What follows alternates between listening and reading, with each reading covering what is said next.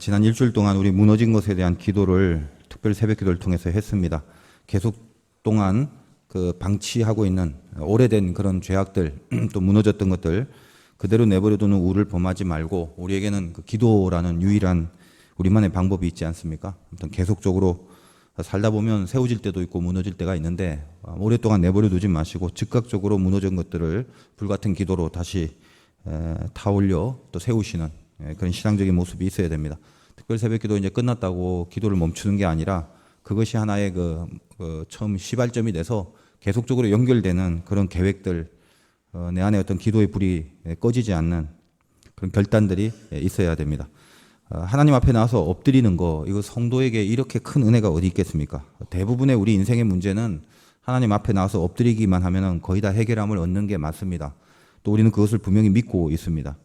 그런데 살아가면서 그 엎드리는 것이 유일한 키인데 그 열쇠를 빼고 그게 돼야 되는데 그거 하나만 빼고 그 외에 다른 모든 것들을 통해서 나의 문제와 무너진 것들을 세우려고 그렇게 애쓰고 그냥 낑낑거리고만 있다가 그러다가 이것도 저것도 안 되는 어리석은 신자들을 볼 수가 있습니다.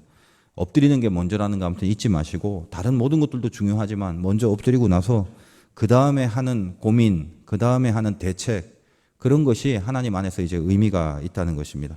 일단 엎드리고 나면 엎드리기 전에 내가 고민하고 막 고뇌했던 이런 성격과는 전혀 다른 모습의 하나님의 어떤 손대주심과 해결함들, 방법들 이런 것들이 내 앞에 이렇게 놓여지게 됩니다. 항상 엎드림이 먼저라는 거 명심하시고 그렇다면 우리가 엎드리면 뭐가 바뀌나 이것을 한번 다뤄보겠습니다.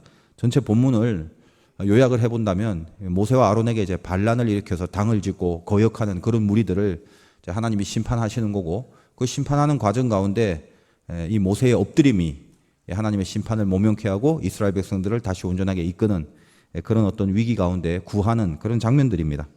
우리도 마찬가지로 엎드리면 그럼 우리에게 무엇이 바뀌느냐 두 가지로 보겠는데 첫째는 하나님의 요구를 알게 된다라는 것입니다.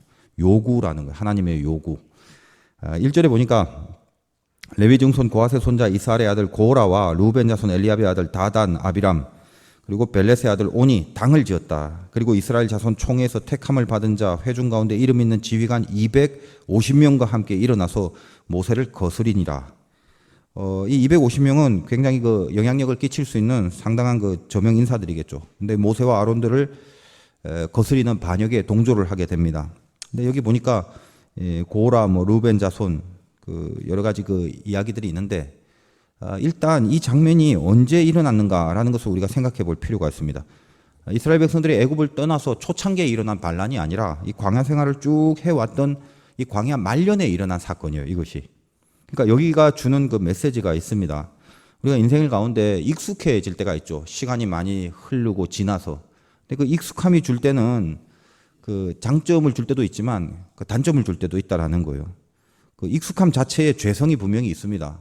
우리가 뭐든지 익숙해지면 편하고 또 익숙해지면 노련해지는 것도 사실이고 그건 좋은 점인데 이 익숙해지면 최고의 병폐가 뭐냐?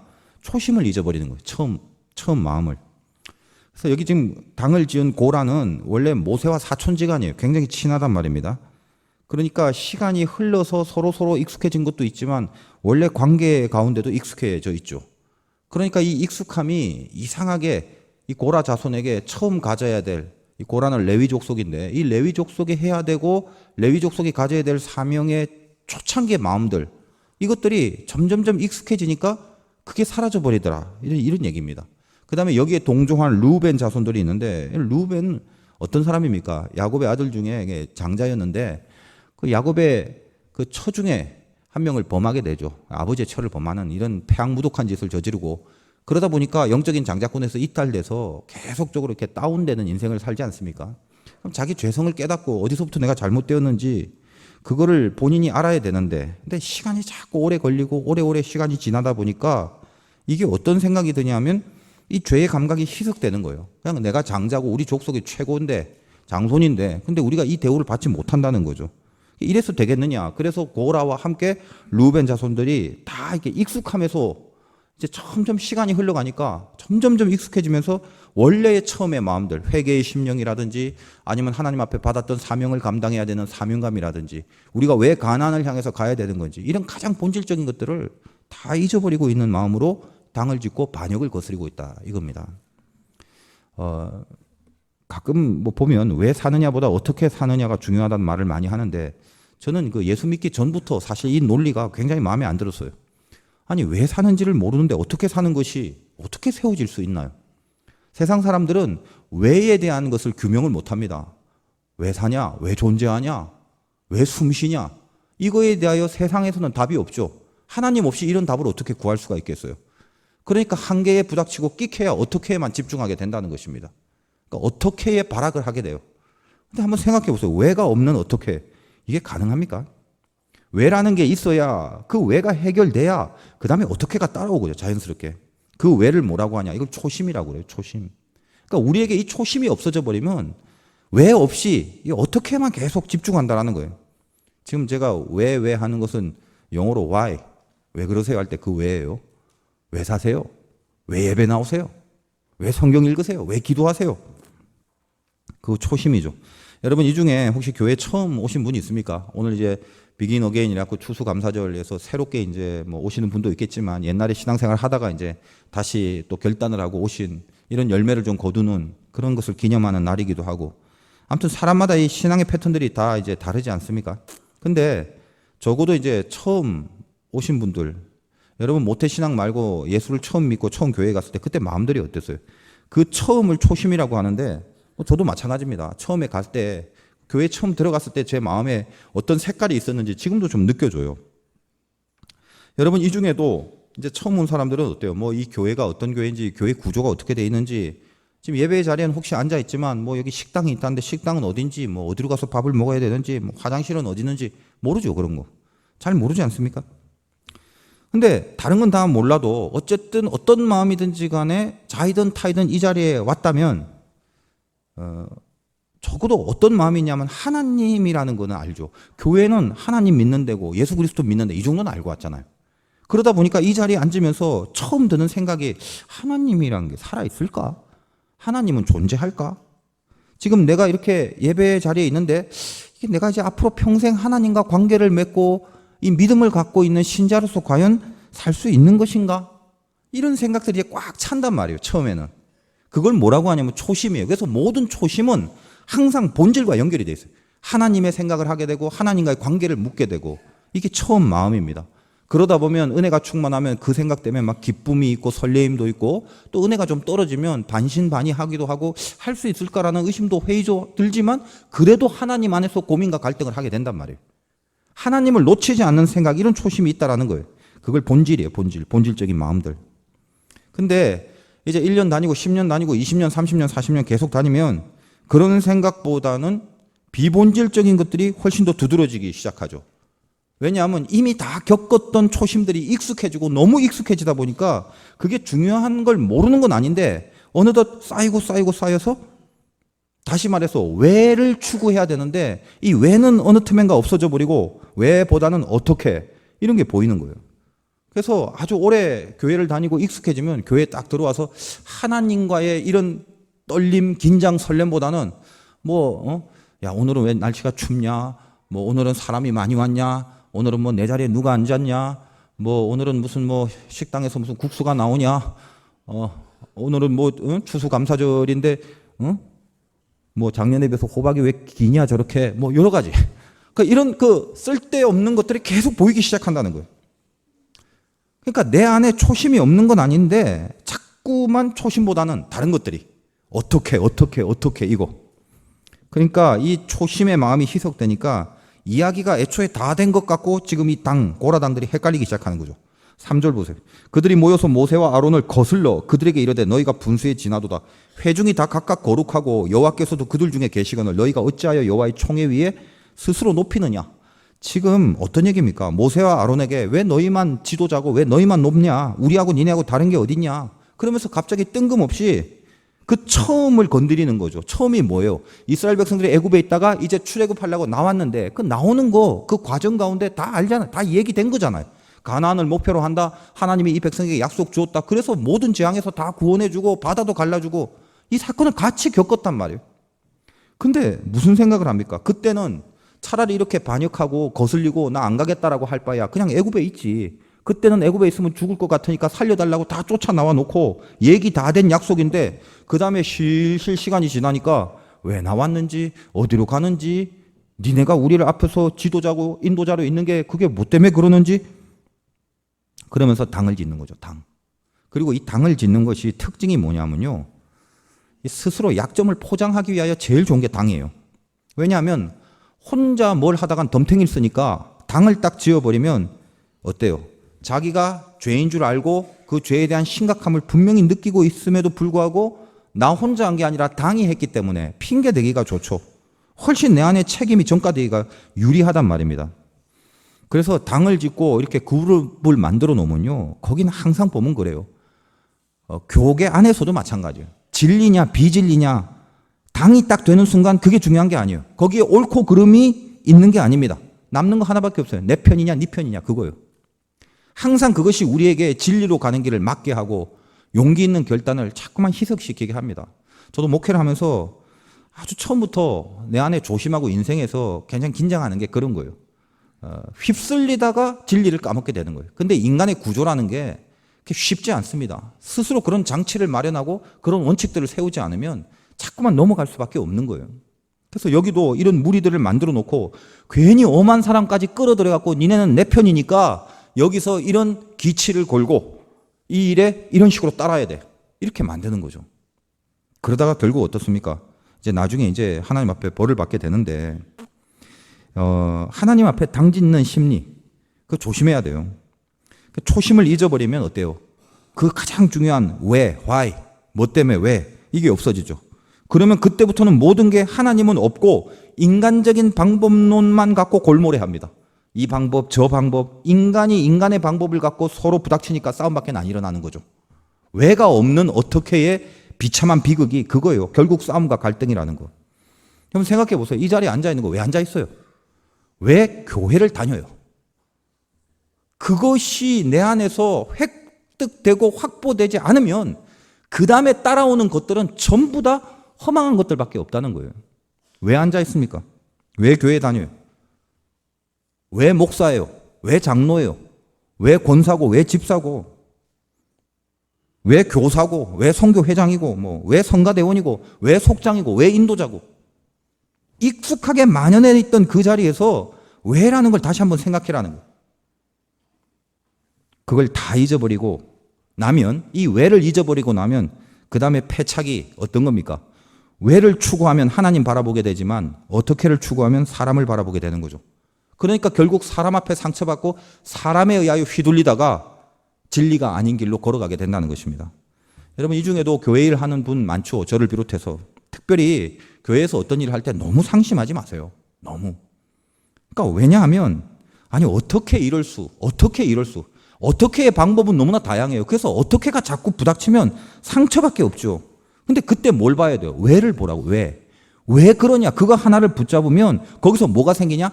하나님의 요구가 뭔가가 낚여지게 돼요. 하나님의 요구를 건질 줄 알아야 되는 거예요. 그게 어떻게 생긴다고요? 오늘 주제가 엎드리면 하나님의 요구를 붙잡게 되는 거예요. 이 요구라는 거 붙잡는 게 그렇게 쉽지 않습니다. 신앙 인생이라는 건 우리 보통 순종이라고 얘기하죠. 근데 순종을 하려면 하나님이 뭘 요구하는지 알아야 순종을 할 거 아닙니까? 덮어놓고 요구가 없는데 어떤 순종을 해요? 요구를 알아야 그 요구에 순종하는 거죠. 그래서 왜라는 거는요, 하나님이 원하시는 거, 하나님이 요구하는 거, 이거에 대한 이 요구에 대한 감각이 있어야 이 왜라는 질문에 답을 내릴 수가 있어요. 너 왜 하냐? 그럼 하나님의 요구로 가는 감각이 있어야 하나님이 이렇게 요구하고 하나님의 뜻이 이거니까 왜 하냐 하면 이렇게 한다. 이게 답이 나와줘야 되고. 근데 이 순종을 한다 하면서 순종하는 인생을 살겠다라고 하면서 이 왜를 모르는데 무슨 순종의 삶이 되겠냐 이 말이죠. 인생을 살면 오늘 이 고라당처럼 이런 어떤 단체와 역사 속에 보여지는 반란과 패욕도 있지만 우리 개인에게도 마찬가지죠. 가끔 말도 안 되는 반론이나 패역한 반항이 우리 안에서 일어날 수 있습니다. 신앙생활 하면서도. 이게 뭐냐? 왜 저래야 되냐? 이거 왜 믿어야 되냐? 내가 왜 기도해야 되냐?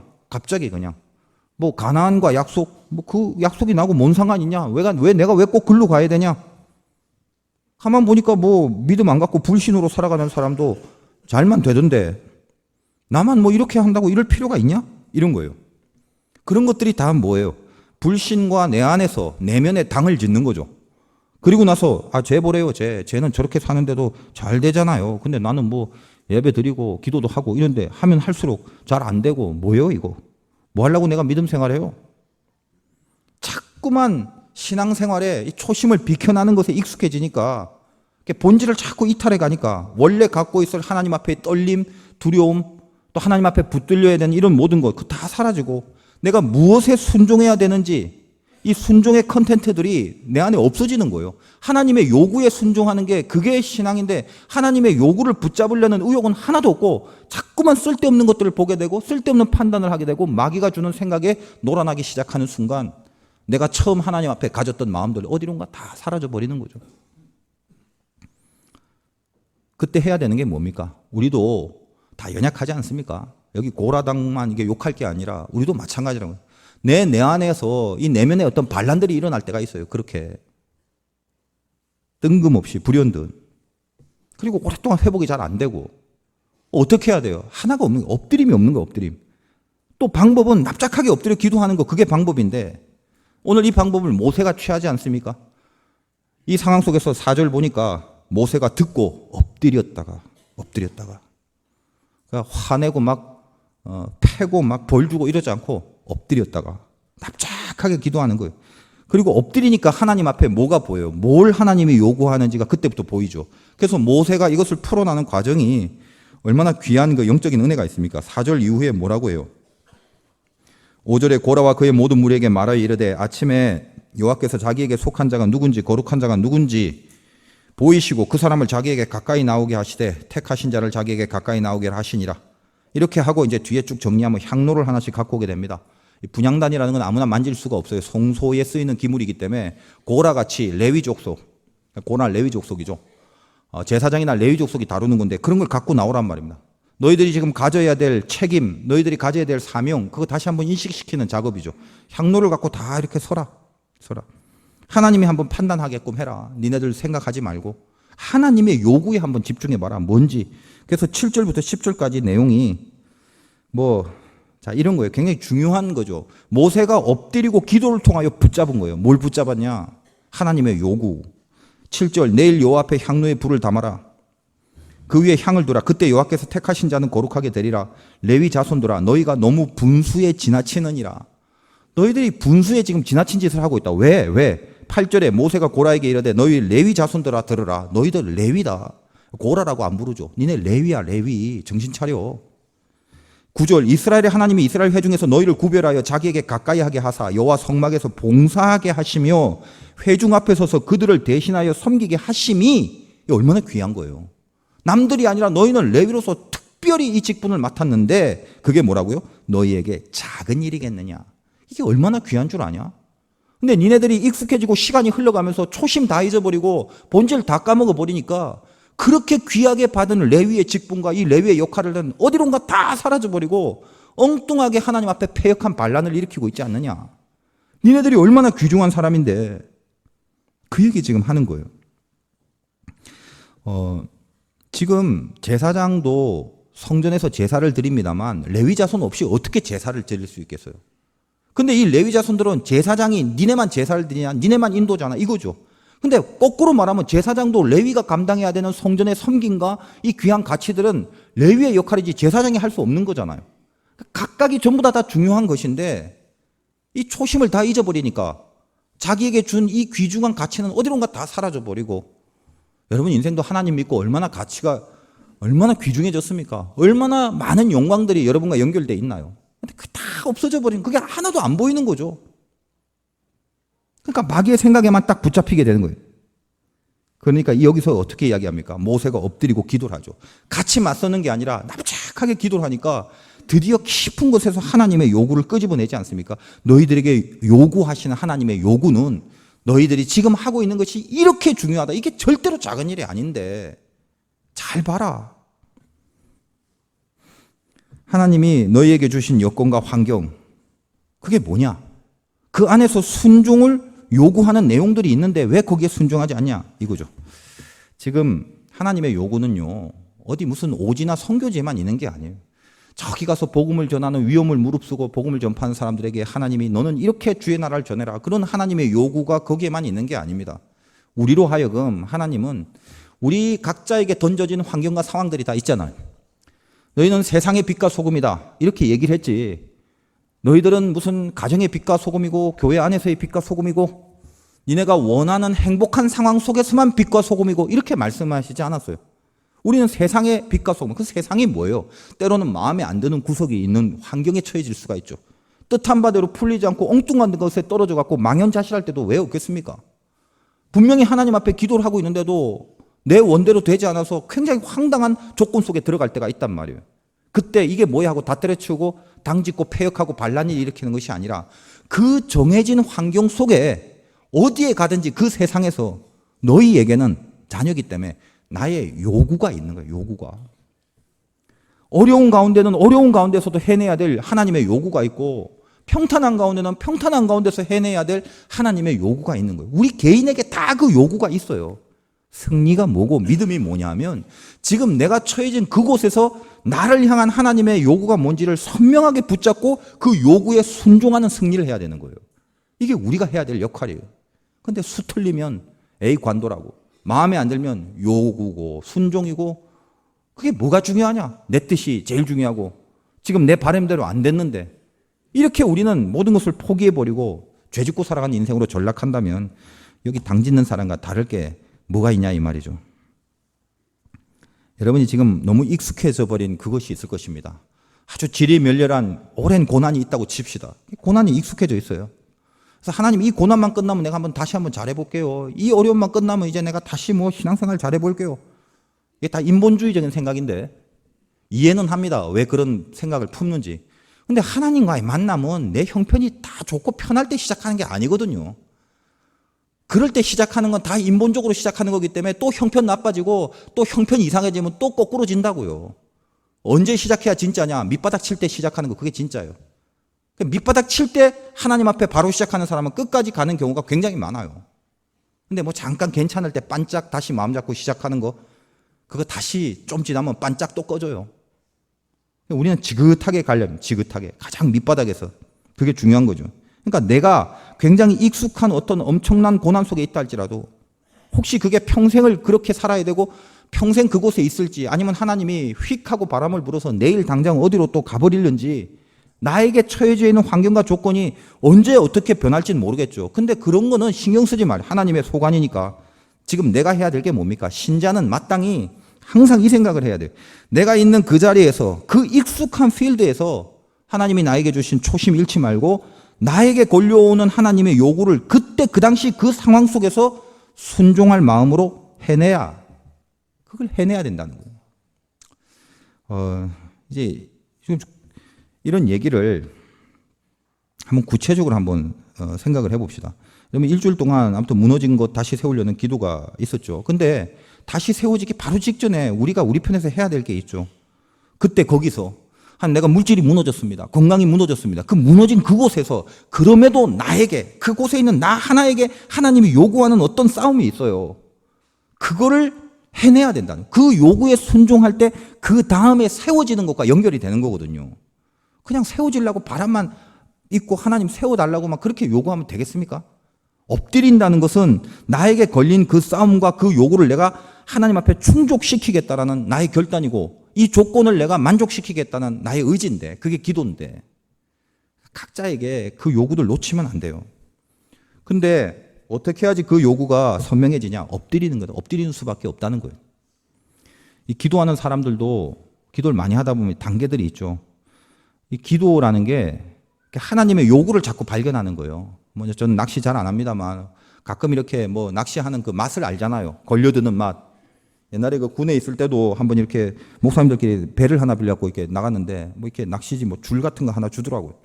하려고 하는데 선장이 뭐라고 해요? 지금 낚시지 하지 말라고. 야단 맞고 가만히 있다가 어딘가 이제 갔는데 거기 배를 딱 갖다 놓고 여기다 내리라는 거예요. 그 줄을 내렸더니 막 물어오더라고요. 막 물더라고요.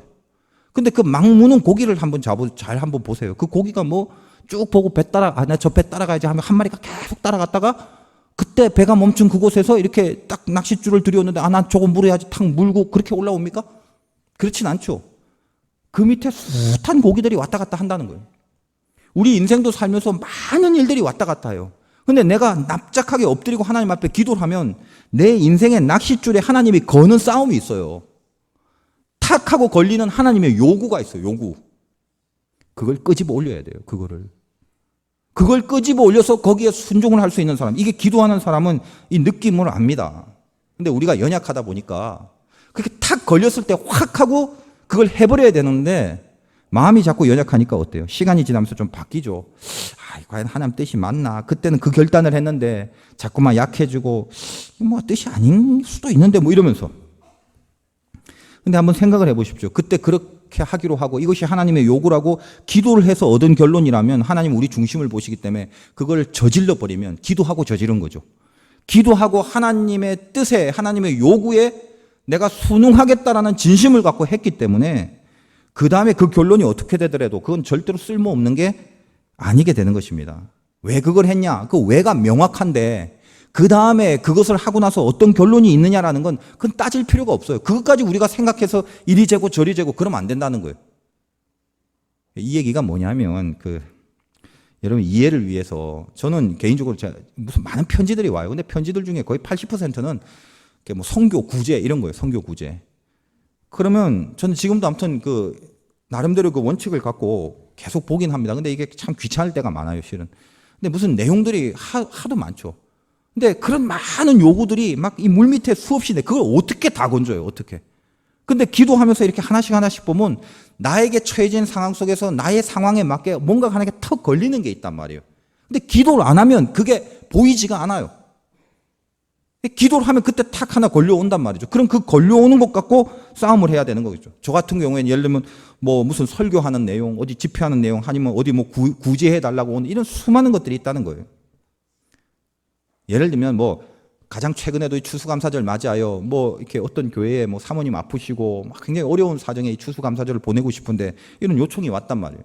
뭐 이게 어떤 기도를 하면서 교회적으로 필요한 거다라면 뭐 우리 장로님들하고 기획위원회를 통해서도 하기도 하지만 뭐 그런 거 말고 일단 개인적으로 저에게 걸려온 싸움들도 있거든요. 기도를 하다 보면 그 문제를 갖고.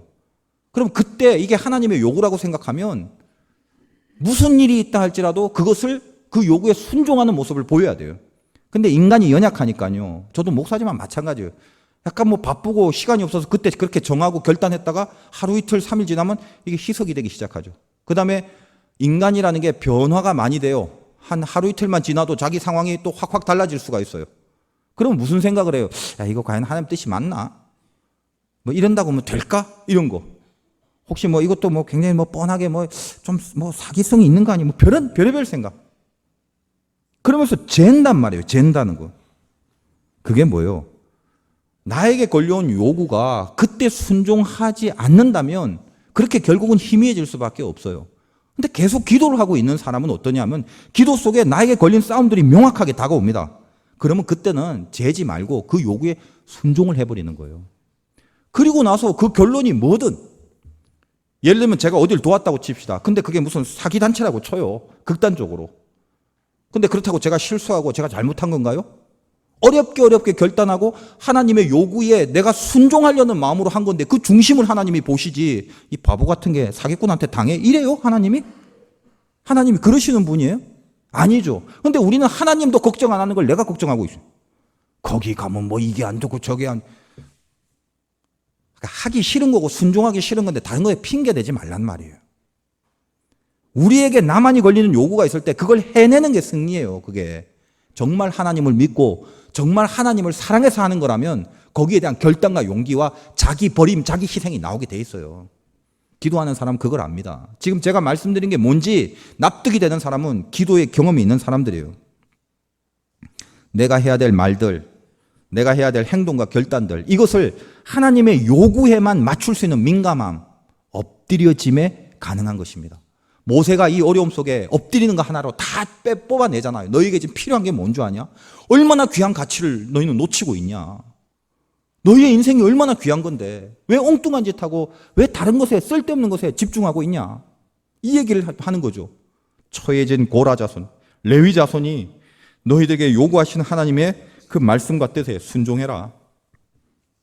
우리 인생도 마찬가지입니다. 내 내면에서 그런 반란들이 일어날 때가 있어요. 인간이 연약하니까요. 어떻게 신앙생활 철저하게 할 수 있나요? 계속 무너질 때를 경험하고 막힐 때를 경험하고 무의미를 경험하고 막 회의를 경험하고 있냐 없냐 따지게 되고 처음 하나님과 믿었던 초심들이 어느덧 다 희미해질 때가 누구에게나 있단 말이에요. 뭐가 없어서? 엎드려짐이 없어서. 그때 엎드리세요. 괜히 어디 청승 떨지 말고 어디 궁상맞게 어디 가서 괜히 쓸데없는 고민하지 말고 엎드리세요. 엎드리면 선명하게 나에게 요구가 이렇게 오게 됩니다. 그거 붙잡고 질러버려야 돼요. 그때 우리의 영성과 하나님과의 가까워지는 깊은 믿음이 상승되게 된다는 거예요. 또 하나, 우리 엎드려짐은 두 번째로 심판을 면하게 합니다. 엎드려짐이 심판을 면하게 해요. 12절 보십시오. 모세가 엘리압 아들 다단 아비람 부르러 사람을 보냈더니 그들이 이르되 우리 올라가지 않겠다. 네가 우리를 족과 꿀이 흐르는 땅에서 이끌어 광야에서 죽이려 함이 어찌 작은 일이기에 오히려 스스로 우리 위에 왕이 되려 함이라. 그러니까 좀 타이르려고 해도 얘네들이 뭐예요? 야, 우리 가나안 안 올라가. 관도. 괜히 여기 와서 우리를 죽게 만드는 거 아니냐? 누구 한 명이라도 죽은 적도 없는데 얘네들의 말이 이래요. 지금까지 만나 먹여주고 무슨 물 대주고 바다 건너주고 재앙에서 다 살려주고 그런데도요. 뭔 말 하냐면 우리를 죽게 했대요. 죽게. 여러분 여기까지 온 게 하나님의 은혜 때문에 아니에요? 그거 모르세요? 다 잊어버렸어요? 그때 죽어야 되는데 살아난 거 그거 다 잊어버렸죠. 근데 뭐라고요? 아유 죽게 내버려 두고 말이야. 하나님이 있는 거야 없는 거야? 요 따위로 살면 안 된다는 거예요. 똑같은 거예요. 그러면은 족과 꿀이 어디 있어? 나에게 약속이 어디 있어? 이렇게 한다고 돼? 우리 안 가. 그래서 이들에게 향로를 갖고 오게 하죠. 근데 하나님이 얼마나 이 모습을 보고 얼마나 속이 상했을까. 지금 이거 어떻게 건진 자녀들인데 어떻게 해서 이 자리까지 지금 앉혀놨는데 그 마음에 생각하는 거 뭐라고. 마음에 안 간대요. 믿음 생활 뭐 하기 싫다는 거예요. 약속이고 뭐고 다 필요 없다는 거예요. 순종이고 싸움이고 다 필요 없다는 거예요. 안 간다. 우리는 안 한다. 하나님이 진노를 하죠. 21절. 너희는 이 회중에서 떠나라. 내가 순식간에 그들을 멸하려 하노라.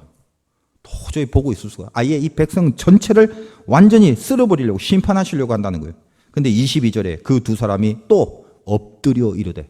여러분 오늘 본문 전체를 보면 엎드린다는 표현이 간헐적으로 나오는데 이 엎드림 때문에 이 위기가 다 해결돼요. 모세와 아론이 또 엎드려요.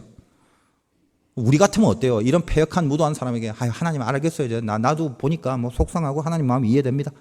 뭐 불로 다 태워 죽이시든 지진으로 다 삼키시든 하나님 마음대로 하세요. 이러고 말겠죠. 그러나 모세와 아론이 어때요? 엎드리죠. 또 그 문제 갖고 또 하나님 앞에 엎드려 기도합니다.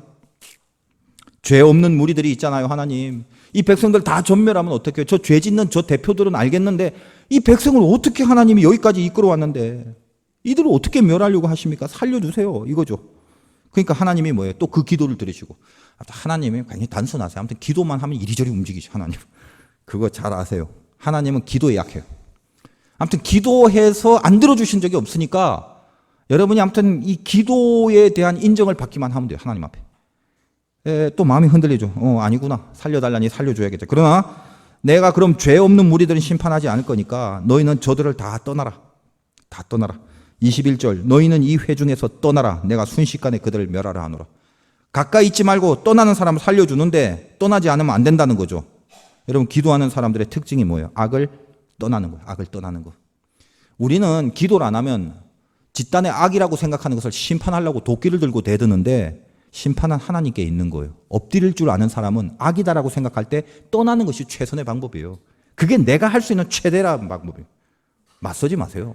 심판은 하나님께 있는 거죠. 하나님 그러셨잖아요. 너희는 떠나기만 해라. 악을 옆에 두지 마라. 그래서 26절 보면 모세가 회중에게 말하여 이르되 이 악인들의 장막에서 떠나고 그들의 물건은 아무것도 만지지 말라. 그들의 모든 죄 중에서 너희도 멸망할까 두려워하노라. 너희들 같이 있다가 악에 연결되고 망하지 마. 다 떠나라. 물건도 만지지 말고 어떤 모양이든지 간에 돌이켜 멀리 떠나라. 그 얘기하는 거예요. 그러니까 그 다음에 벌어지는 일들이 무엇입니까? 31절 그가 모든 말을 마치자마자 그들이 섰던 땅바닥이 갈라지고 지진이 나는 거죠. 그러니까 34절에 주위에 온 이스라엘 그들의 부르짖음을 듣고 도망하고 멀리 떠난 사람이 이제 살아나잖아요. 그리고 35절에 불이 나와 분향하는 250명을 불살랐더라. 그 당을 짓고 대들었던 대표 죄악들, 이 사람들만 하나님 앞에 벌을 받고 나머지는 다 살아나죠. 모세의 엎드림이 없었으면 전부 다 전멸했을 건데 이 엎드림 때문에 이 전멸돼야 될 심판의 위기에서 이 백성들이 살아나는 그런 경험을 하게 됩니다. 우리가 신앙생활하면서 하나님이 사랑이고 긍휼과 자비가 많으신 분임은 아는데 명심해야 될 것은 우리 자신이 죄 때문에 심판당할 운명이었다라는 사실을 제발 잊지 마세요. 그걸 절대로 잊지 마세요. 우리 한 주간 동안 살아온 삶 한번 돌아보세요. 내가 하나님 앞에 섰을 때 심판 안 당할 자신 있는 사람이 여기서 몇 명이나 됩니까? 아무도 없어요. 저를 포함해서. 여러분의 속마음, 뱉었던 말, 작은 손가락 하나의 행동 하나하나가 만약 한 개인을 들어서 여기 스크린에 적나라하게 한 주간의 삶이 쫙 제시된다면 아마 부끄러워서 여기 앉아있을 사람은 없을 거예요. 다 도망가죠. 그 속에 있는 것까지 다 나오면 이것을 하나님 앞에 갖다 놨을 때 우리가 과연 여기 있는 하나님의 벌을 받지 않을 사람이 몇 명이나 있겠어요? 근데 우리는 뭐예요? 두려워하지 않는 거죠. 적어도 가책을 느끼고 이래서는 안 되겠다라는 마음의 동요라도 일어난다면 다행인데 그것마저도 둔감해져 버려서 어느덧 익숙한 신앙의 삶 속에 의뢰이 그렇게 살아와도 아무 일 없다라는 그 내용 때문에 여전히 어제도 오늘도 내일도 동일한 모습으로 그냥 그렇게 숨만 쉬고 있는 그런 인생이 될 수도 있다는 것입니다. 엎드리는 게 중요해요. 그 엎드림으로 다 살려내는 거, 이게 중요하다는 것입니다. 우리가 이런 형편과 이런 운명 속에 처해져 있었지만 우리에게 유일하게 하나님이 주신 특혜가 엎드림이죠. 그래서 우리의 죄성을 보면 죽을 수밖에 없고 심판받아 마땅하지만 내가 그 한가운데서 만약에 엎드려 버리면 나를 향한 하나님의 진노가 피해지는 자비를 얻게 된다는 거예요. 아, 이것처럼 감사한 게 어디 있어요? 감사하지 않아요? 여러분 죄를 안 짓고 살아서 이게 감사하지 않아요? 여러분 죄 알잖아요. 오늘도 혹시 우리 중에 죄 지었던 사람, 지금 죄 짓고 있는 사람, 끊어야 되는데 라는 생각은 있는데 끊지 못하고 계속 하는 사람 있잖아요. 자기도 모르는 사이에 심판이 임해버리면 벗어날 방법이 없습니다. 누가 있나요? 심판에서 벗어날 자유로운 자가. 얼마나 교만했어요. 내가 제일 옳지요. 나만 옳지요. 나 외엔 다 틀렸죠. 그리고 그것을 끝까지 고집처럼 아집처럼 안 버리고 있죠. 그래서 항상 나보다 남을 밑바닥 낮게 여기고 항상 목에 힘이 들어가 있고 목이 곧은 백성으로 그 교만함을 하나님 앞에 늘 드러내고 살고 있는, 그렇게 살진 않았습니까? 미워하고 저주하고 용서와 사랑은커녕 오히려 마음 깊은 곳에서 증오와 살인의 의욕과 분노를 갖고 망했으면 좋겠다라는 그런 마음을 갖고 그렇게 살진 않았습니까? 어떻게 하면 자기 의가 드러날까에만 집중하여 겉으로는 하나님의 일을 하는 척하면서 내 만족, 내 욕심, 내 의에만 골똘해하여 사람만 생각했던, 조금만 아무것도 아닌 그 고난 앞에 원망과 불평이 쏟아지고 나를 속이고 하나님도 속이고 거짓에 처하기 익숙하고 세상 원리와 똑같이 살아가면서 탐심과 음란과 음행에 빠져서 육신의 쾌락을 위하여서는 어떻게든 시간을 내려고 하면서 그쪽으로 마음이 당기는 나를 속에서부터 끊어내는 몸부림은 하나도 없으면서 여전히 세상 속에 파묻혀서 주일날 달랑 교회에 와서 왜 없겠어요, 우리 중에. 근데 우리에게, 이 부질없는 우리에게, 이 속절없는 우리에게 하나님이 방법을 하나 주셨잖아요. 엎드려라. 엎드려라. 그 엎드림은 내가 다시는 죄를 짓지 않고 죄에서 떠날 것을 다짐하는 기도죠. 기도. 하나님, 불쌍히 여겨주세요. 네, 이거밖에 안 되는데 이제 더 이상 이렇게 살기가 싫습니다. 저한테 용단을 주시고 결단을 한번 주세요. 위로부터 내려오는 능력이 나를 한번 확 꺾어서 이 예배 가운데 저기로부터 이쪽으로 확 하고 하나님 마음에 흡족하게 돌이킬 수 있는 그 용기를 한번 주세요 하면서 엎드리는 거예요. 그 엎드림은 우리의 기도로, 그리고 죄로부터 돌이키는 결단으로 연결이 될 때 우리에게 심판을 피하게 하시는 하나님의 자비와 긍휼과 만나게 된다는 것입니다. 늦지 마세요. 늦으면 안 돼요. 제발 이제는 정신을 차리고 다시 돌이킬 수 있는 결단을 하셔야 됩니다. 이 중에 오래 방치된 죄가 있어요. 속에서 아닌데 하면서도 계속 하는 거 있잖아요. 더러운 것 만지지 말고, 더러운 것 먹지 말고, 더러운 만남에서 돌이키십시오. 주님을 믿으면서도 나를 그 주님 앞에서 죽이지 못하는 그런 목이 고든 인생으로 그렇게 평생 살다가 결국 고라자손처럼 벌받는 인생으로 끝날 것입니까? 믿음이 뭐예요?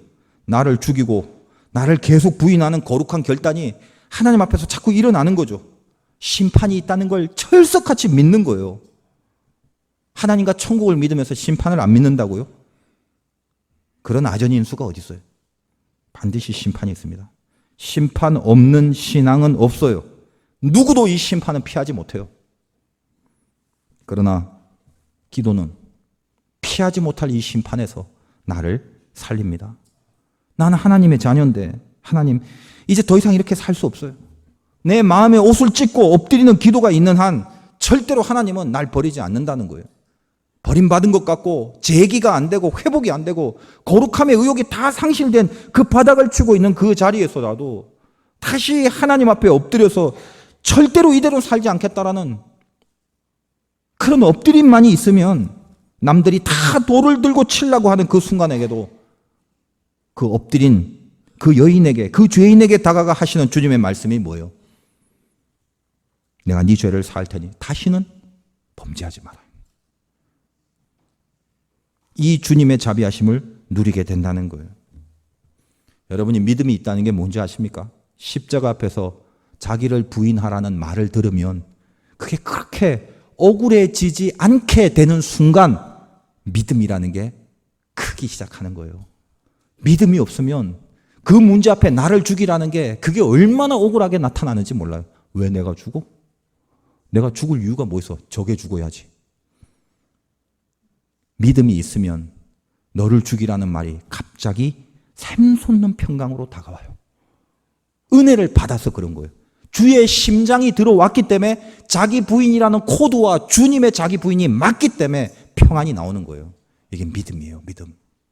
내 믿음이 있냐 없냐, 은혜가 있냐 없냐는 결국 십자가 앞에 나를 죽일 수 있냐 없냐로 판단하면 정확하게 됩니다. 전도를 왜 해요? 죽을 수밖에 없는 이 심판으로부터 엎드려서 살아난 내가 너무 감사하여 이 감사의 에너지가 바깥으로 전달이 되는 거죠. 우리가 다 살아나서 모세의 엎드림과 같이 이 귀한 자비와 긍휼을 딱 느끼는 순간 내 속에서 흘러넘치는 것이 무엇입니까? 감사. 이 앞에 수박도 있고 바나나도 있고 포도도 있고 뭐야, 저 파인애플도 있네. 저런 많은 것들이 1년 동안 하나님이 나에게 주신 귀한 열매입니다도 1차적인 감사지만 덧뿌리에 우리에게 있는 원초적인 감사가 있죠. 비록 무화과 나무와 포도 열매가 없다 할지라도 죽을 수밖에 없는 나를 살리신 하나님의 은혜로 내가 하나님의 자녀가 됐다는 이 설명할 수 없는 이 감사, 이게 내 속에서 충만할 때 나에게 가장 중요한 핵심 감사인 죄에서 구원해 주신 은혜에 붙잡힐 때 속에서 넘치는 감사의 에너지가 나오게 돼요. 이 에너지는 여기에 머무르지 않고 전해집니다. 나를 만나는 사람들이 불현듯 감사하는 사람으로 바뀌어요. 다른 사람들을 살리는 은혜로 나타나요. 그리고 다른 사람들이 하나님의 백성으로 돌아오는 열매를 나도 모르는 사이에 신비하게 내 속에서 나오는 감사의 에너지로 말미암아 그 열매를 거두는 간증들이 생겨요. 이게 전도예요. 이게 선교예요. 여러분, 오늘도 이 추수감사절 맞이해서 복되게 해주시고 풍성하고 건강하게 해주신 하나님의 은혜도 감사하지만 신자답게 살려는 결단으로 주님 앞에 헌물을 드립시다. 오늘 첫 시간에 낸 이 헌물은 하나님 앞에 돈을 드린 게 아니라 내 모든 인생을 하나님께 드린 것이온즉 내 속에서 주께서 인도하심을 받아 누리는 인생이 됐다는 게 너무너무 감사해요. 하나님, 내 속에 원망하고 비판하고 죄로만 자꾸만 땡기는 이런 모든 본성들이 끊어지고 하나님의 자녀답게 걸을 수 있는 것이 못내 감사하여 지켜지는 감사, 끝까지 속에서 만들어내는 능력의 감사. 그것이 오늘 드려진 헌물 속에 드리는 우리의 고백 아니겠습니까? 하나님을 아버지로 부를 수 있는 감사. 마귀에게 당하지 마십시오. 여러분, 하나님의 자녀지 마귀의 종이 아니에요. 왜 알면서 당해요? 왜 알면서 그거 하나 끊어내지 못해요? 발로 한번 뻥 차버리고 딱 돌이키면 하나님이 너무 기뻐서 우리를 안아줄 건데 왜 그 기쁨을 그걸 왜 누리지 못합니까? 오늘 이 추수감사절 예배를 통하여 내 속에 순종과 다시 한번 하나님의 요구를 끄집어 올릴 수 있는 결단과 그거를 다른 거 안 재고 내 몸과 결단을 던져 하나님 앞에 승리할 수 있는 그런 귀한 은혜가 임하시길 주님의 이름으로 축원드립니다.